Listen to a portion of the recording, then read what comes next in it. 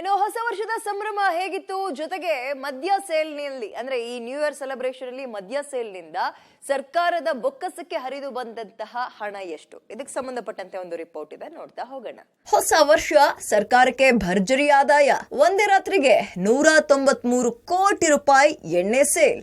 ಹೊಸ ವರ್ಷಕ್ಕೆ ಸರ್ಕಾರದ ಬೊಕ್ಕಸಕ್ಕೆ ನೂರಾರು ಕೋಟಿ ಹಣ ಹರಿದು ಬಂದಿದೆ. ಡಿಸೆಂಬರ್ 31ರ ಒಂದೇ ರಾತ್ರಿಗೆ ಬಂದಿರೋ ಹಣ 100 ಕೋಟಿ ದಾಟಿದೆ.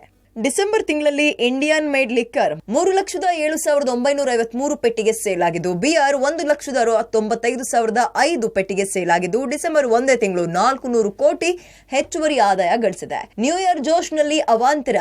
ನ್ಯೂ ಇಯರ್ ಸಂಭ್ರಮದ ನಡುವಲ್ಲೇ ಅಲ್ಲಲ್ಲಿ ಅವಾಂತರಗಳು ಆಯಿತು. ಪಾರ್ಟಿ ಹಾಟ್ಸ್ಪಾಟ್ಗಳಾದ MG Road, Brigade Road, Church Street ನಲ್ಲಿ ಎಣ್ಣೆ ಏಟಲ್ಲಿ ಯುವಕ ಯುವತಿಯರು ತುರಾಡಿದ್ದಾರೆ. ರಸ್ತೆಯಲ್ಲಿ ಬಿದ್ದು ಹೊರಲಾಡಿ ರಂಪಾಟ ಮಾಡಿದ್ದಾರೆ. ಪೊಲೀಸರಂತೂ ಹರಸಾಹಸ ಪಟ್ಟುಬಿಟ್ರು. ಆತ ಯುವಕರ ಗುಂಪೊಂದು ನಶಿ ತೇಲಾಡ್ತಾ ಸಾರ್ವಜನಿಕರಿಗೆ ಕಿರಿಕಿರಿ ಮಾಡಿದ್ರು. ಮ್ಯೂಸಿಯಂ ರಸ್ತೆಯಲ್ಲಿ ಕಾರಿನ ವಿಂಡೋಗಳ ಮೇಲೆ ಕೂತು ಕೈಯಲ್ಲಿ ಎಣ್ಣೆ ಬಾಟ್ಲ್ ಇಟ್ಕೊಂಡು ಕುಣಿದಾಡ್ತಾ ಹುಚ್ಚಾಟ ಮೆರೆದಿದ್ದಾರೆ. ಬ್ರಿಗೇಡ್ ರೋಡ್ನಲ್ಲಿ ಪಾರ್ಟಿಗೆ ಬಂದ ಯುವತಿಯರು ಕಣ್ಣೀರ್ ಹಾಕಿ ವಾಪಸ್ ಹೋಗುವಂತಾಯ್ತು. ಪಾರ್ಟಿ ಭರಾಟೆಯ ಮಧ್ಯ ಲೈಂಗಿಕ ದೌರ್ಜನ್ಯ ಆರೋಪ ಕೂಡ ಕೇಳ್ಬಂತು. ಯಾಕಾದ್ರೂ ಬಂದು ಅಂತ ಕಣ್ಣೀರ್ ಹಾಕೊಂಡು ವಾಪಸ್ ಹೋದ್ರು. ಚರ್ಚ್ ಸ್ಟ್ರೀಟ್ ನಲ್ಲಿ ಪಾರ್ಟಿ ಗುಂಗಲ್ಲಿ ಬಾಲ ಬಿಚ್ಚಿದ ಕಾಮುಕರಿಗೆ ಧರ್ಮದ ಏಟ್ ಬಿದ್ದಿದೆ. ಮತ್ತೊಂದ್ ಕಡೆ ಕುಡಿದ ಮತ್ತಿನಲ್ಲಿ ನಿಲ್ಲಿಸಿದ ಆಟೋಗೆ ಹೋಗಿ ಕಾರು ಡಿಕ್ಕಿಯಾಗಿದೆ. ಘಟನೆಯಲ್ಲಿ 5 ಗಂಭೀರ ಗಾಯವಾಗಿದೆ. ಘಟನೆ ಸಂಬಂಧ ಬೆಳ್ಳಂದೂರು ಪೊಲೀಸ್ ಠಾಣಾ ವ್ಯಾಪ್ತಿಯಲ್ಲಿ ಪ್ರಕರಣ ದಾಖಲಾಗಿದೆ.